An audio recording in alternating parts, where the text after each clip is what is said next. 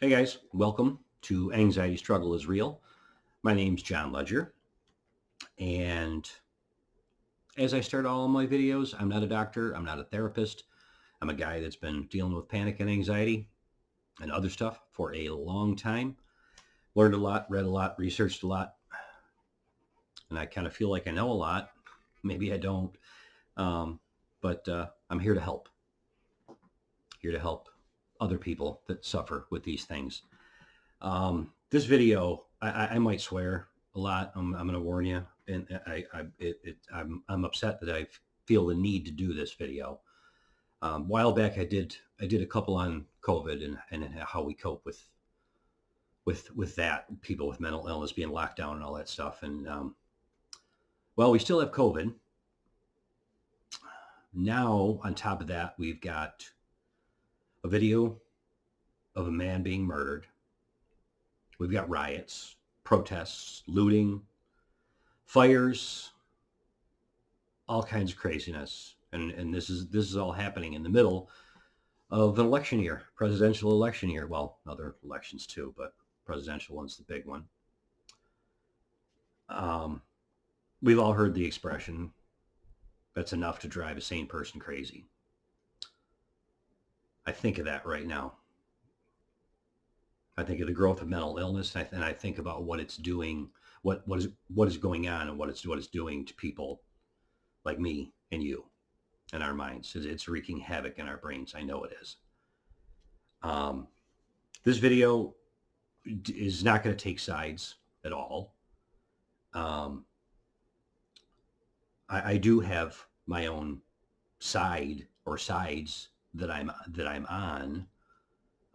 It pains me to say that because it doesn't pain me to say that across the board, but in certain parts, certain aspects, it does pain me that I have to feel like I'm on a side.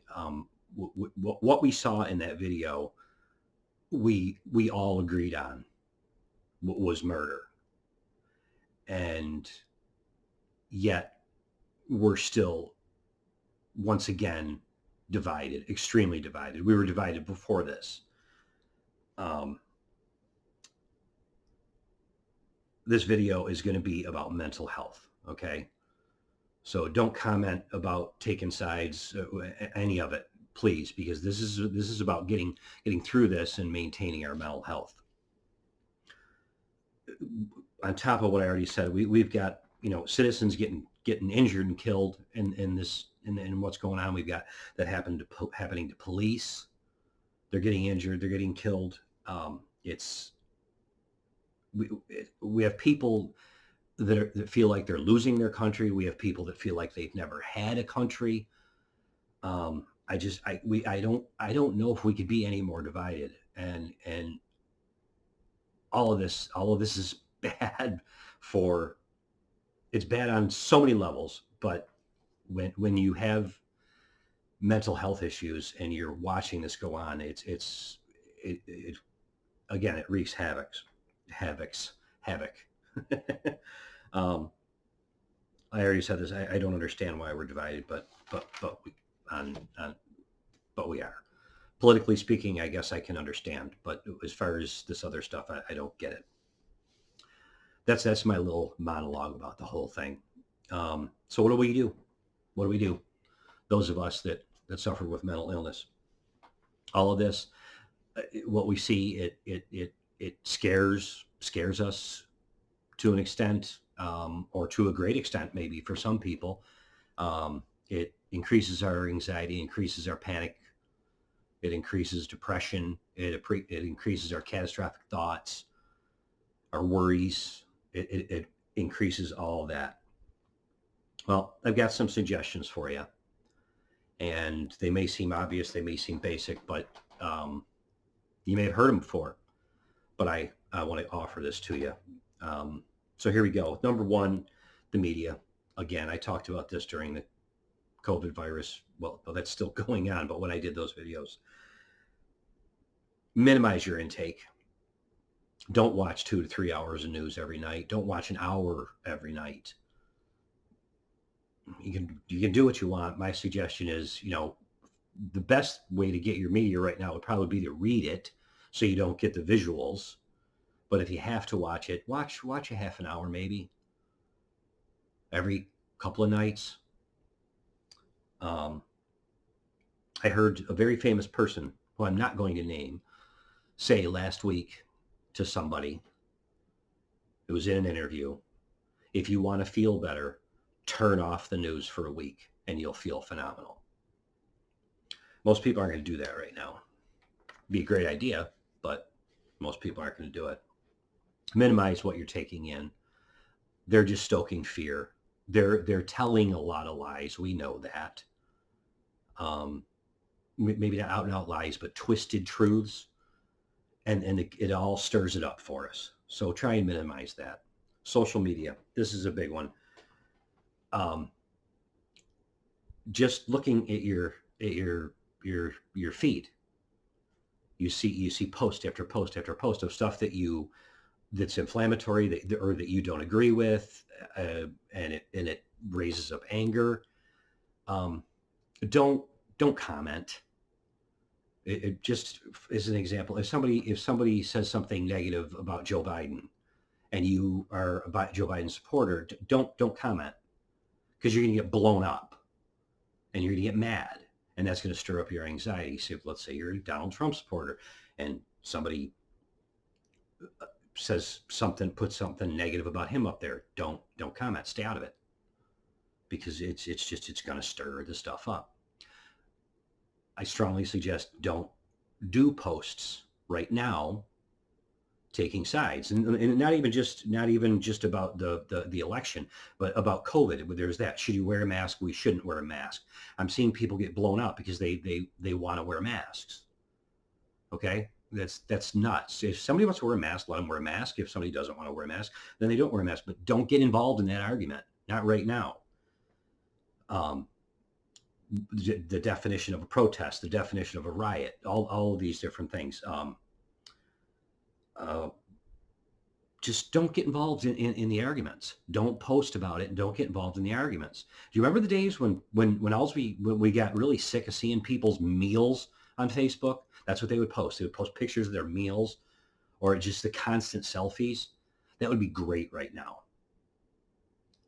I'm not staying off social media completely, because I'm active with my YouTube channel and with my page on Facebook and my blog, but I'm not scrolling a lot, guys, and I'm not commenting. I'm not getting involved in arguments. That's a big one. You're asking for a shitstorm if you're gonna debate. No, don't get me wrong. I don't want you to stick your head in the sand. I don't want you to not have your allegiances and your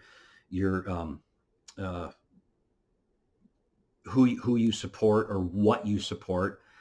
I'm not asking you to suppress that at all. I'm just asking you to just don't fight about it right now, because it's just a hotbed out there. Okay, you could lose friends. Have you ever? I've lost friends on Facebook. It's terrible. It makes you worry. Then, okay, really, did I really offend them? Oh my! It stirs up all this negative stuff that gets our anxiety and our panic going. It's a completely toxic atmosphere. Again, I'm not asking you to stick your head in the sand. Just simmer down with it for a little while. That's 2. 3, engage with your friends and coworkers or people in the line at the grocery store. Simple question to them. What do you think of what's going on right now? And if you feel the need to engage about this, and chat with them about it. Don't if they don't agree with you, don't attack them. I was with a woman the other day that was watching TV, and she brought up something, and I said, "That's how you feel about it?" And she said, "Yeah." And I said, "Well, that's not how I feel about it." She asked me why. I told her, and she's like, "Oh, I guess I understand that." I didn't change her mind, but we were able to have a 5-minute conversation about it. We could at least agree that things are a mess. So if you're going to engage people in your neighborhood and stuff like that, try to come to a point of agreement. So just don't stir the pot and get into it with them. You don't want to argue. Number 4, If you're juiced up because you did go on Facebook or you got into a debate with somebody or whatever, find somebody that's of common mind to you and talk to them about it. And that'll help bring you down. Trust me, it will. And if you feel the need to be involved more, I mean, being on Facebook and arguing on Facebook, you're involved, but you're not really. I mean, you're not going to change anybody's mind on there. And in my opinion, it's not gonna make a difference as far as all of these different things that I almost can't mention because it's like I'm taking a side, but you're not going to make a difference in how somebody in the African American community feels about what happened by posting stuff on Facebook. You're not going to make a difference in somebody that's voting for Joe Biden or somebody that's voting for Donald Trump, or thinks that the riots were okay. You're not going to change their minds on Facebook. You're just not. You're just going to get yourself enraged, and probably them too. And we don't need any more rage or hate.